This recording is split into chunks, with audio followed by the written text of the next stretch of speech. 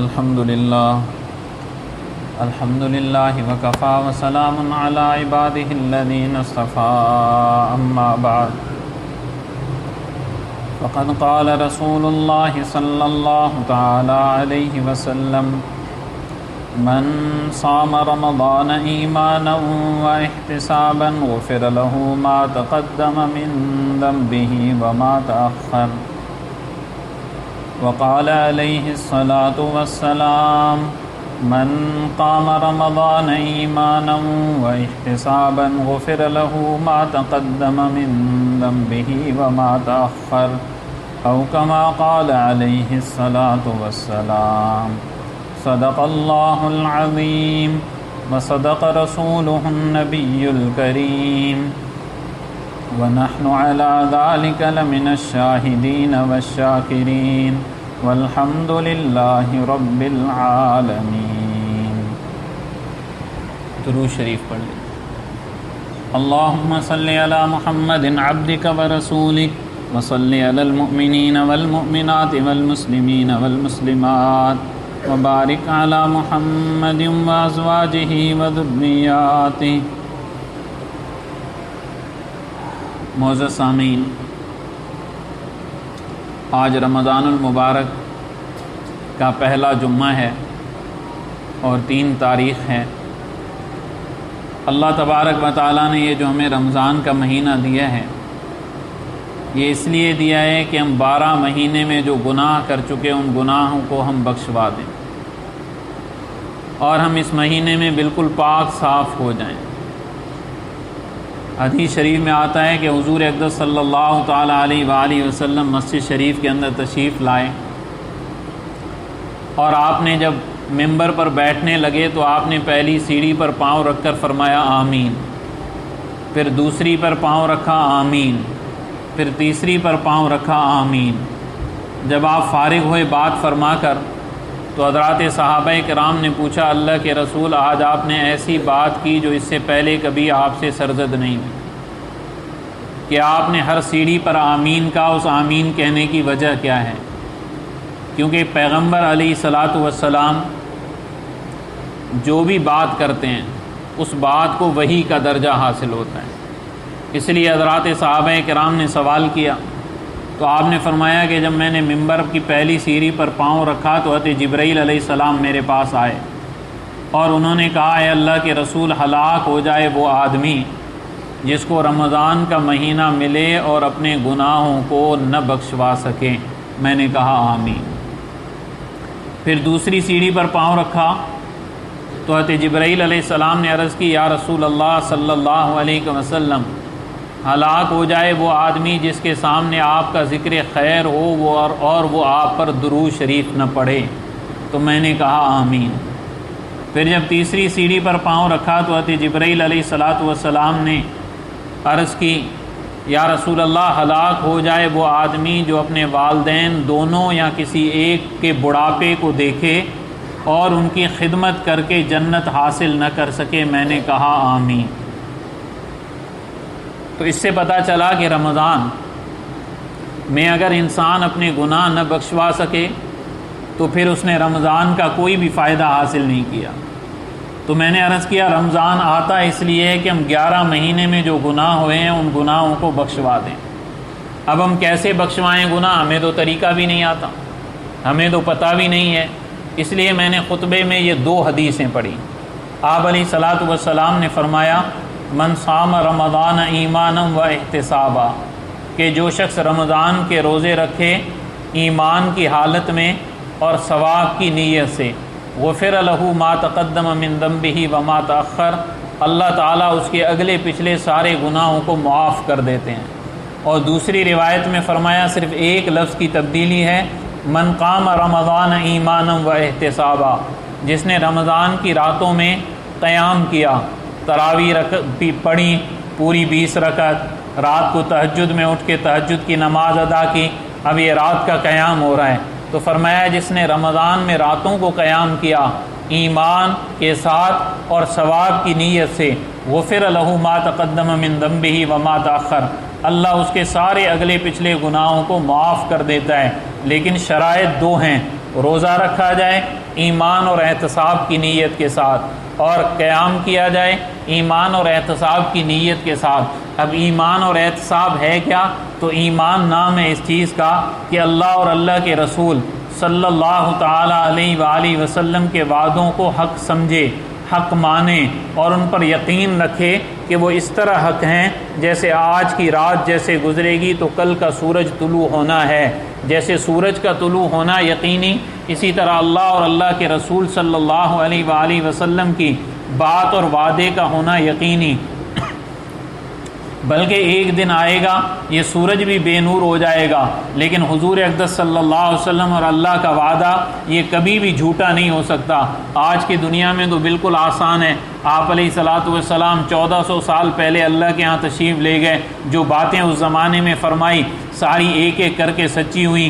اللہ نے جو باتیں فرمائیں، اپنے نبی کے ساتھ وعدے کیے، وہ بھی سچے ہوئے۔ لیکن اگر آپ اس زمانے میں دیکھیں گے کہ ایمان کیا ہے، اللہ اور اللہ کی بات کو سچا ماننا، سچا سمجھنا، تو آپ کو کمال نظر آئے گا حضرات صحابہ کرام کا۔ اب دیکھیں کیسے سچا مانا جا رہا ہے۔ حدیبیہ کا میدان ہے اور صلح حدیبیہ ہو رہی ہے، حضور اقدس صلی اللہ علیہ وسلم کے ساتھ 1400 افراد ہیں اور یہ عمرے کے لیے آئے ہیں، نیت صرف عمرہ کرنے کی ہے، لیکن کافروں نے روک دیا۔ آپ نے حضرت عثمان بن عفان رضی اللہ تعالیٰ عنہ کو بھیجا، عثمان جاؤ، جا کے ان سے بات کرو کہ ہم لوگ صرف عمرہ کرنے آئے ہیں، ہماری کوئی اور نیت نہیں ہے۔ ان لوگوں نے حضرت عثمان رضی اللہ تعالیٰ عنہ کو روک دیا۔ چنانچہ یہ تفصیلی بات ہے، آپ حضرات کے علم میں بھی ہے، جب روکا گیا تو وہاں یہ بات پتہ چلی، مشہور ہو گئی، حضرت عثمان رضی اللہ تعالیٰ عنہ کو شہید کر دیا گیا۔ اب جناب بیعت لے لی گئی کہ مریں گے یا تو ماریں گے یا تو ہم خود رہیں گے، ورنہ چھوڑیں گے نہیں، ان سے بدلہ ضرور لیں گے۔ اب جب مکہ والوں کو پتہ چلا، حضرت عثمان بھی واپس آ گئے اور صلح کے لیے گفتگو ہونے لگی۔ جب صلح کے لیے گفتگو ہونے لگی تو صلح کرنے کے لیے آئے، آپ علیہ الصلوۃ والسلام کے سامنے بیٹھے، یہ صلح کر رہے ہیں۔ حضور اقدس صلی اللہ علیہ وسلم نے جب صلح کی ابتدا کروائی تو آپ نے فرمایا یا علی، اے علی لکھو بسم اللہ الرحمن الرحیم، بسم اللہ الرحمن الرحیم۔ تو سہیل نے کہا ہم تو بسم اللہ کو جانتے ہیں، رحمان اور رحیم کو نہیں جانتے، یہ نئے نام ہیں، ہم ان کو نہیں مانتے، آپ اس کو مٹا دیں، بے اسمک اللہم لکھیں، جیسے پہلے لکھا کرتے تھے بے اسمک اللہم، ویسے لکھیں بے اسمک اللہم۔ اب دیکھیں پہلی بات ہے کہ اس کو مٹا دو، آپ علیہ الصلوۃ والسلام نے فرمایا مٹا دو، جس طرح یہ کہتے ہیں ویسے لکھو۔ اب اگلی بات آپ علیہ الصلوۃ والسلام نے فرمائی، یہ وہ فیصلہ ہے جو محمد الرسول اللہ صلی اللہ علیہ وسلم اور قریش مکہ کے درمیان ہے۔ تو سہیل نے کہا کہ اگر ہم آپ کو رسول مانتے تو روکتے ہی نہیں، ہم تو آپ کو رسول مانتے ہی نہیں ہیں، اس لیے بات ایسی لکھیں صلح نامے میں کہ جو فریق مخالف کے عقیدے کے خلاف نہ ہو۔ ہمارا یہ عقیدہ ہے آپ اللہ کے رسول نہیں ہیں، اگر ہم آپ کو مانتے تو روکتے نہیں۔ آپ علیہ الصلوۃ والسلام نے فرمایا علی رسول اللہ مٹا دو، محمد ابن عبداللہ لکھو۔ حضرت علی نے کہا یا رسول اللہ میں تو نہیں مٹا سکتا۔ حضرت اسید ابن حضیر نے بھی حضرت علی کا ہاتھ پکڑ لیا، حضرت صاحب بن عبادہ نے بھی پکڑ لیا اور فرمانے لگے علی مٹانا نہیں ہے، اگر یہ لوگ اتنے ہی گھمنڈ میں ہیں تو تلوار لے کر آ جائیں، ابھی فیصلہ ہو جاتا ہے کہ یہ طاقت میں ہے یا ہم طاقت میں ہیں۔ اگر ان کو اتنا گھمنڈ ہے تو ہمیں بھی اپنے اللہ پر ناز ہے، حضور اقدس صلی اللہ علیہ وسلم ہمارے ساتھ ہیں، جنگ کا میدان حاضر ہے۔ آپ نے فرمایا نہیں علی اس کو مٹا دو۔ اب آپ علیہ الصلوۃ والسلام نے خود فرمایا مجھے دکھاؤ کہاں رسول اللہ لکھا ہوا ہے۔ آپ نے اپنے دستے مبارک سے اس کو مٹا دیا، رسول اللہ کو مٹا دیا۔ اب دیکھیں دو باتیں ہوئی ہیں، دونوں میں انہوں نے مخالفت کی۔ تیسری بات ہوئی آپ نے فرمایا ہم اس سال عمرہ کریں گے، عمرہ کر کے واپس جائیں گے۔ انہوں نے کہا نہیں اس سال آپ کو عمرے کی اجازت نہیں ہوگی، آپ کو اس سال عمرہ نہیں کرنا ہوگا۔ آپ نے فرمایا یہ بھی لکھو اس سال عمرہ نہیں کرنا ہے۔ اب اگلی شرط ہوئی کہ جناب جو آدمی ہم میں سے ہمارا دین چھوڑ کر آپ کے پاس مدینہ آئے گا وہ آپ کو واپس کرنا ہوگا، اور جو آپ کا آدمی آئے گا وہ ہم واپس نہیں کریں گے۔ آپ علیہ الصلوۃ والسلام نے فرمایا ٹھیک ہے یہ بھی لکھو۔ صحابہ کہتے ہیں اللہ کے رسول یہ کیا بات ہوئی کہ جو اسلام لے کر آئے ہم اسے واپس کر دیں، جو ہم میں سے جائے ہم اس سے واپس نہ لیں، مطالبہ نہ کریں۔ آپ نے فرمایا نہیں یہ لکھ لو۔ اب جناب یہ لکھا جا رہا ہے۔ تو اب دیکھیں کیسے صلح ہوئی، بالکل دب کر صلح ہوئی، بالکل دب کر صلح ہوئی، دب کر صلح ہوئی ہے۔ حضرت عمر رضی اللہ تعالیٰ عنہ صلح کے بعد حضور اقدس صلی اللہ تعالیٰ علیہ وآلہ وسلم کی خدمت میں آئے ہیں۔ یا رسول اللہ، کیا آپ اللہ کے رسول نہیں ہیں؟ آپ نے فرمایا میں بالکل اللہ کا رسول ہوں، سچا اللہ کا رسول ہوں۔ یا رسول اللہ، کیا ہم لوگ حق پر نہیں ہیں؟ آپ نے فرمایا بالکل آپ لوگ حق پر ہیں اور وہ لوگ باطل پر ہیں۔ یا رسول اللہ، کیا ہم میں سے جو شہید ہوں گے وہ جنت میں نہیں جائیں گے؟ ان میں سے جو مارے جائیں گے وہ جہنم میں نہیں جائیں گے؟ آپ نے فرمایا بالکل عمر ایسا ہے، ایسا ہی ہوگا۔ کہا یا رسول اللہ، پھر ہم ذلیل ہو کر یہ صلح کریں، اس ذلت کی ضرورت کیا ہے؟ ایسے ذلیل ہو کر صلح کرنے کی ضرورت کیا ہے؟ اس کی تو ضرورت ہی نہیں تھی۔ اب سرکار دو عالم صلی اللہ علیہ وسلم نے صلح کر لی ہے، سفر شروع ہوا ہے، قرآن اتر رہا ہے۔ توجہ کیجئے، ساری صلح ہوئی ہے، بظاہر ایسے حالات ہیں کہ صلح میں مسلمان نیچے ہو گئے ہیں، مسلمانوں نے اپنے آپ کو نیچے کر دیا ہے اور وہ اوپر ہو گئے ہیں۔ بظاہر ایک ایسی چیزیں برداشت کی ہیں جو برداشت کرنے کی نہیں تھی، لیکن آپ علیہ الصلوۃ والسلام نے فرمایا عمر اللہ مجھے ضائع نہیں کرے گا۔ اب قرآن اترا ہے، انا فتحنا لک فتحا مبینا، سرکار دو عالم اونٹ پر سوار ہیں، حضرت جبرائیل آئے ہیں، جب وہی ختم ہوئی ہے تو آپ اونٹ پر پڑھ رہے ہیں، اور بخاری شریف کی روایت میں آتا ہے آواز میں ترجیح ہے کیونکہ اونٹ ایسے ایسے چلتا ہے، ہلاتا ہے، تو آپ پڑھیں انا فتحنا لک فتحا مبینا، کیونکہ آواز اوپر نیچے ہو رہی ہے۔ حضرت عمر قریب آئے، یا رسول اللہ اب ھذا الفتح، کیا یہ فتح ہے؟ ہم نے اتنے دب کر صلح کی ہے، کیا یہ فتح ہے؟ آپ نے فرمایا ہاں عمر فتح ہے۔ تو پھر دنیا نے کیا دیکھا؟ انا فتحنا لک فتحا مبینا ہوا۔ اب میں نے آپ کو حالات سنائے، حالات سنا کر بات یہ کہنا چاہتا تھا کہ ایمان کا مطلب یہ ہے اللہ اور اللہ کے رسول جو وعدہ کریں وہ برحق ہے، شاید سامنے سمجھ میں آئے پھر بھی برحق، نہ آئے پھر بھی برحق۔ اب ظاہر میں تو ایسے لگ رہا ہے کہ ہم جو ہے ہار گئے، ہماری صلح دب کر ہوئی ہے، لیکن اللہ نے کہا نہیں، یہ فتح مبین ہے، یہ فتح مبین ہے۔ اب ہار فتح مبین لگ رہی ہے، شکست فتح مبین لگ رہی ہے، کیونکہ بات رب قدوس کی ہے، خداوند نے فرمایا ہے۔ اب اس لیے میں نے کہا ایمان کسے کہتے ہیں؟ حدیث میں آیا کہ آپ ایمان کے ساتھ روزے رکھیں اور احتساب کے ساتھ اللہ کی بات کو بھی سچا ماننا، رسول اللہ صلی اللہ علیہ وآلہ وسلم کی بات کو بھی سچا ماننا، اس کو ایمان کہتے ہیں۔ حضور اقدس صلی اللہ علیہ وسلم مسجد نبوی میں بیٹھے ہوئے ہیں، عرب کا مشہور قبیلہ ہے قبیلہ طے، اس کا سردار آیا ہے عدی بن حاتم طائی، یہ حاتم طائی کا بیٹا ہے، اس کا نام عدی ہے۔ حضور اقدس صلی اللہ علیہ وسلم کے پاس آئے، آپ نے فرمایا عدی اسلام لے آؤ، سلامتی پالو گے، فائدے میں رہ جاؤ گے۔ حضرت عدی خاموش ہو گئے، کچھ دیر خاموش ہیں، کوئی جواب نہیں دے رہے۔ آپ نے فرمایا عدی خاموش کیوں؟ تم یہ باتیں سوچ رہے ہو نا کہ اس کے دوست کم ہیں، دشمن زیادہ ہیں، ماننے والے غریب ہیں، ان کو بھی دھکے دے کر اپنے علاقے سے نکال دیا گیا، اپنے شہر سے نکال دیا گیا، علاقے سے دربدر کر دیا گیا۔ اور عدی تم یہ سوچ رہے ہو حکومت دوسروں کے پاس ہے، طاقت دوسروں کے پاس ہے، خزانے دوسروں کے پاس ہیں، اور یہ بالکل کمزور ہیں، حکومت بھی ان کے پاس کوئی نہیں، مال بھی ان کے پاس کوئی نہیں، طاقت کا سرچشمہ بھی ان کے پاس کوئی نہیں۔ حضرت عدی آپ کی طرف دیکھنے لگے، کیونکہ دل میں تو یہی باتیں سوچ رہے تھے جو آپ علیہ الصلوۃ والسلام نے فرمائی۔ فرمایا پھر سنو عدی سنو، اللہ کی قسم محمد کریم صلی اللہ علیہ وسلم کی بات دنیا میں زندہ ہو کر رہے گی، دنیا میں چل کر رہے گی۔ اور فرمایا عدی یہ بھی سنو، ایک وہ وقت آئے گا کہ کسریٰ اور ہرمز کے خزانے مسجد نبوی کے اندر ڈھیر لگے ہوں گے۔ اب یہ جو عدی تھا اس نے کسریٰ والوں کو دیکھا ہوا تھا، کیسر کو بھی دیکھا ہوا تھا، ایران اور فارس کو دیکھ کر آیا تھا، تو یہ ہل گیا، اس نے حضور کی بات کاٹ لی۔ آپ کیا کہتے ہیں کسریٰ کون سا؟ جو دنیا کا سپر پاور ہے، جو ایران کا حکمران ہے؟ آپ نے فرمایا ہاں، ایران کا حکمران کسریٰ اور ہرمز اس کا بیٹا، اس کے خزانے یہاں آئیں گے مسجد نبوی میں۔ اور عدی اگلی بات بھی سن، ان خزانوں کو فتح کرنے میں تو بھی شامل ہوگا، عدی تو بھی شامل ہوگا۔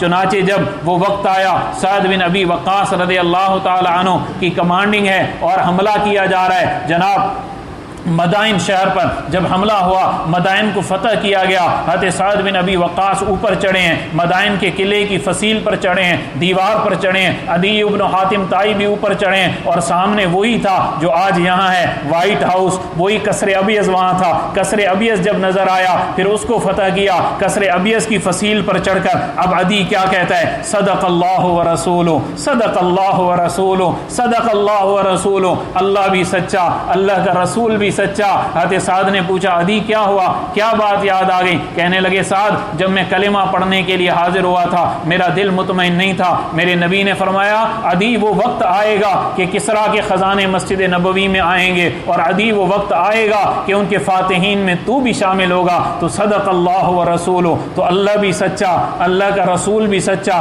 میں نے حدیث پڑھی من صام رمضان ایمانا، جو رمضان کے روزے رکھے ایمان کے ساتھ، یعنی ایمان ہو پھر روزے رکھے۔ ایمان کا مطلب کیا؟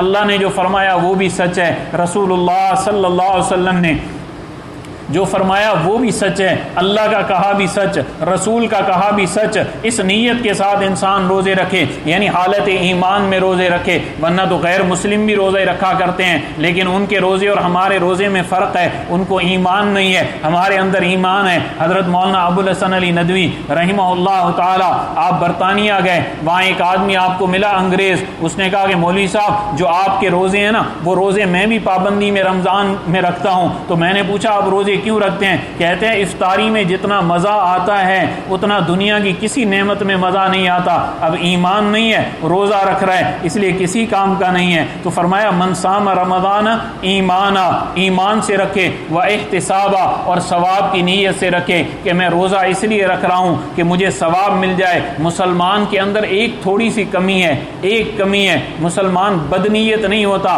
البتہ بے نیت ہو جاتا ہے، بے نیت ہو جاتا ہے۔ انسان جب نیت کرتا ہے تو دنیا کا کام بھی آخرت کا بن جاتا ہے، اور جب انسان نیت نہیں کرتا تو دین کا کام بھی بگڑ جاتا ہے۔ تو ہماری یہ عادت ہے کام تو دین کا کر لیتے ہیں لیکن نیت نہیں کرتے۔ نیت کرنی چاہیے، نیت بڑی رکھنی چاہیے، نیت کر کے آپ کام کریں پھر دیکھیں کہ اس کا کتنا لطف آتا ہے۔ تو مسلمان نیت کرتا ہے اس کی دنیا بھی دین بن جاتی ہے، اور اگر یہ نیت صحیح نہ رکھے تو اس کا دین بھی دنیا بن جاتا ہے۔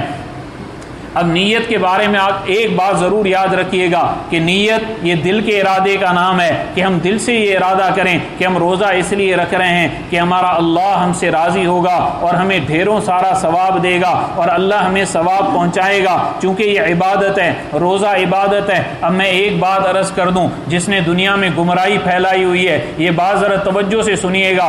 آج کل ایک بہت بڑا نعرہ چل رہا ہے کہ خدمت خلق بھی عبادت ہے عبادت، کیونکہ اللہ کے رسول صلی اللہ علیہ وسلم نے خود فرمایا کہ جو ایمان والا ہے مومن کا کھانا بھی عبادت، پینا بھی عبادت، سونا بھی عبادت، چلنا بھی عبادت، پھرنا بھی عبادت، حتیٰ کہ بیت الخلاء میں جانا بھی عبادت۔ میری بات سمجھیے گا، اب یہ ساری چیزیں عبادت میں کاؤنٹ ہوتی ہیں تو سوال یہ پیدا ہوتا ہے نماز، روزے، زکوٰۃ، حج اور ان عبادتوں میں کیا فرق ہے؟ لوگ کہتے ہیں ہم بھی خدمت میں لگے ہوئے ہیں، میں بھی دکان چلا رہا ہوں، مخلوق کی خدمت کر رہا ہوں، میں بھی پنچر لگا رہا ہوں، مخلوق کی خدمت کر رہا ہوں، میں بھی پیٹرول پہنچا رہا ہوں، مخلوق کی خدمت کر رہا ہوں۔ بالکل خدمت کر رہے ہیں، جب آپ صحیح نیت کریں گے تو یہ بھی عبادت بن جائے گی۔ لیکن آپ میری بات یاد رکھیے، جس وجہ سے فتنہ ہو رہا ہے، عبادت کی دو قسمیں ہیں۔ ایک ہے وہ عبادت جو ہے ہی عبادت، جس کا اور کوئی کام نہیں، مثلا نماز ہے کس لیے پڑھی جاتی ہے؟ اکیلے اللہ کے لیے، اس کا اور تو کوئی مصرف ہی نہیں ہے۔ حج ہے کس لیے کیا جاتا ہے؟ اس کی وجہ ہی عبادت ہے۔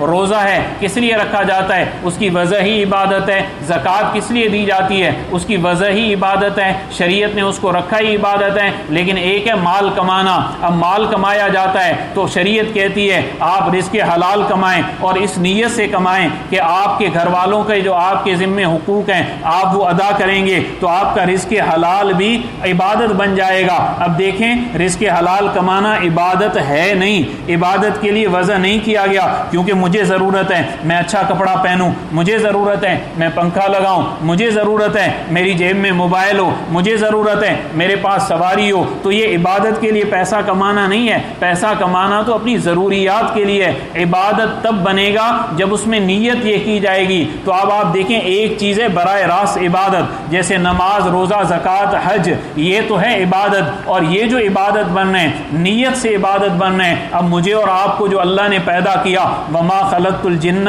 والانس الا لیعبدون، اس عبادت کے لیے پیدا کیا گیا ہے جو اصل عبادت ہے. اس بات کو سمجھیے گا، ورنہ بڑے شہروں میں بڑے فتنے اٹھ رہے ہیں، ٹی وی پہ بھی یہ فتنے چڑھ رہے ہیں، جناب یہ کام بھی نیکی کا، یہ کام بھی نیکی کا، یہ کام بھی نیکی کا. جیسے خصوصاً قربانی کا زمانہ آتا ہے، کہتے ہیں جناب جانور ذبح کرنا کیا ضروری ہے، کسی غریب کی بچی کی شادی کروا دو، یہ بھی ہو جائے گا ثواب. جناب یہ براہ راست عبادت ہے، اس کی وجہ ہی عبادت کے لیے ہے. یہ تو تب عبادت بنے گی جب اسی طریقے پر کیا جائے گا جس پر امام الانبیاء حضرت محمد صلی اللہ علیہ وسلم نے کیا. تو یہ بات آپ کو سمجھ میں آ گئی. تو فرمایا من قام رمضان ایمانا و احتسابا، نیت و ثواب کی تو غفر لہ ما تقدم من ذنبہ. اب نیت ثواب کی ہوگی، پھر یہ عمل اللہ کے ہاں قبول ہوگا. ہم نے روزہ رکھا، اللہ کے ہاں قبول ہو گیا. ہم نے تراویح پڑھی، اللہ کے ہاں قبول ہو گیا. اب قبولیت کی علامت کیا ہے؟ مجھے کیسے پتہ چلے کہ دنیا میں میری چیزیں قبول ہو رہی ہیں یا نہیں؟ تو یاد رکھیے گا، جس عمل کے بعد انسان میں عاجزی آ جائے، تواضع آ جائے، مسکنت آ جائے، اور یہ سوچے کہ میں نے تو کچھ کیا ہی نہیں ہے، میں تو کچھ کر ہی نہیں سکا، سارا دن رمضان کا ایسے چلا گیا، 2 دن ایسے چلے گئے، بس روزہ ہی رکھا، نہ زیادہ تلاوت کر سکا، نہ زیادہ ذکر و اذکار کر سکا، میں نے کچھ بھی نہیں کیا. اب اس کو عبادت کی روح حاصل ہو گئی، اس کو عبادت کی اصل حاصل ہو گئی. مولانا رشید احمد صاحب گنگوئی رحمہ اللہ تعالیٰ فرمایا کرتے تھے کہ جس عبادت کے بعد انسان کے دل میں یہ خیال آئے کہ میں تو کچھ کر ہی نہیں سکا، فرمایا بس اس کو سب کچھ مل گیا. اب اس کو سب کچھ مل گیا. ہمارے حضرت حاجی صاحب رحمہ اللہ تعالیٰ، حاجی عبد الوہاب صاحب رائے والے بزرگ اب فوت ہو گئے. مولانا جمیل صاحب جو امام تھے وہ بھی فوت ہو گئے. مولانا جمیل صاحب ایک مرتبہ بیان کر رہے کہ بھئی حاجی صاحب ابھی سفر سے آج واپس آئے ہیں، پہلے گئے بنگلہ دیش، وہاں کا اجتماع، پھر وہاں سے آئے کراچی، وہاں کا اجتماع، پھر وہاں سے نکلے نواب شاہ، وہاں کا اجتماع، وہاں سے آئے ملتان، وہاں کا اجتماع، پھر بیچ میں بلوچستان، وہاں کا اجتماع. تو صبح آج پہنچے ہیں رائے اور فجر کے بعد یہاں بیان بھی کیا ہے. تو حاجی صاحب مسلسل سفر کر کے تھک گئے ہیں نیکی کما کے. لیکن فرمایا جب آخرت میں جائیں گے، خدا کے ہاں جائیں گے، پھر حسرت کریں گے تھوڑی اور کر لیتا، تھوڑی اور زیادہ کر لیتا تو اور زیادہ ہو نیکی، اور زیادہ ہو یہ جذبہ. یہ اگر میرا اور آپ کا بن جائے کہ ہم اور آگے بڑھیں، پھر آپ دیکھیں ہمیں اتنی ہوس ہوگی نیکی کی جتنی آج ہمیں پیسے کمانے کی ہوس ہے. ہم ایک جگہ بریک نہیں لگاتے بلکہ آگے چلتے جاتے ہیں. اور پیسہ، اچھا یہ دکان خرید لی، پھر اور خرید لوں، اچھا یہ سواری لے لوں، پھر اور لے لوں، اچھا اس بچے کو ڈاکٹر بنا دیا، اس کو بنا دوں، اچھا یہ کر دوں، اچھا وہ کر دوں، ان کی شادیاں کر دیں، اب پوتے کی کر دوں. یعنی جیسے دنیا میں آگے بڑھتے جا رہے ہیں مال کی ہوس میں، ایسے ہم ایمان کی ہوس میں بڑھیں گے، ایسے ہم اعمال کی ہوس میں بڑھیں گے. مشہور روایت ہے سرکار دو عالم صلی اللہ علیہ وآلہ وسلم ایک دن میں 100 مرتبہ استغفار کیا کرتے ہیں. علماء نے اس کی وجہ لکھی ہے. نبی تو معصوم ہے، استغفار کیوں کرتے ہیں؟ توجہ سے میری بات سنیے گا. ایک تو امت کو تعلیم دینی تھی استغفار اس لیے کہ میں نبی ہوں، معصوم ہوں، پھر بھی 100 مرتبہ استغفار کر رہا ہوں. تم تو معصوم نہیں ہو، تمہیں زیادہ کرنی چاہیے. اور دوسری علماء نے یہ وجہ لکھی سرکار دو عالم صلی اللہ علیہ وسلم وَلَلْآخِرَةُ خَيْرٌ لَكَ مِنَ الْأُولَى. مفسرین نے لکھا کہ جیسے اس سے آخرت کی زندگی مراد ہے، ایسے دنیا کا ہر پل مراد ہے. یعنی امام الانبیاء حضرت محمد صلی اللہ علیہ وسلم کا یہ پل جو گزرا، اس سے جو اگلا پل آئے گا، اگلا لمحہ آئے گا، اس میں آپ کو اور روحانی ترقی ہوگی، اور ترقی ہوگی. حتیٰ کہ اہل سنت والجماعت کا عقیدہ ہے قبر اطہر کے اندر بھی آپ کو ترقیات ہو رہی ہیں، خدا کے قرب حاصل ہو رہا ہے. تو آپ جب اگلی ترقی پر جاتے تو نیچے والا جو رتبہ ہوتا اس کو کم سمجھتے، اس لیے اس پر استغفار کرتے کہ میں پہلے نیچے والے رتبے میں تھا، اب اوپر ہو گیا. تو اس پہ استغفار. اب یہاں دیکھیں نیکی کی جا رہی ہے، نبی ہے، معصوم ہے، لیکن استغفار کر رہے ہیں پچھلے رتبے پر. تو ہمیں جب نیکی کا یہ ہوس ہو جائے گی، ہمیں جب نیکی کی حرص ہو جائے گی، پھر ہم بھی یہ کہیں گے ہم کچھ کر نہیں سکے. آج تو صرف 5 پارے پڑھے تھے، چلو کل 6 پڑھ لیں گے، اگلے دن 7 پڑھ لیں گے. دکان میں ہم کبھی یہ نہیں کہتے جناب آج 500 روپے کی بکری ہوئی، اگلے دن 500 کی ہوئی، پھر 500 کی ہوئی، تو ہم یہ نہیں کہتے بس کافی ہو گیا، بلکہ ہم پریشان ہو جاتے ہیں کہ بڑھنا چاہیے، مال اور بڑھنا چاہیے۔ تو جب آخرت کی فکر لگ جائے گی تو پھر ہم یہ کہیں گے آخرت اور بڑھ جائے۔ میرے حضرت مفتی محمد حسن صاحب دامت برکاتہم العالیہ، میرے حضرت کے شیخ جو تھے صوفی سرور صاحب، فرماتے اتنی نیکیاں کرو، اتنی نیکیاں کرو، اتنی نیکیاں کرو کہ نیکیوں کی بوریاں بھر بھر کے اللہ کے دربار میں پہنچو۔ جب خدا کے ہاں جاؤ تو تمہاری نیکیاں ہی نیکیاں ہوں۔ اللہ تبارک و تعالی مجھے اور آپ کو نیکی کی توفیق عطا فرمائے اور رمضان کی صحیح قدر کرنے کی توفیق عطا فرمائے۔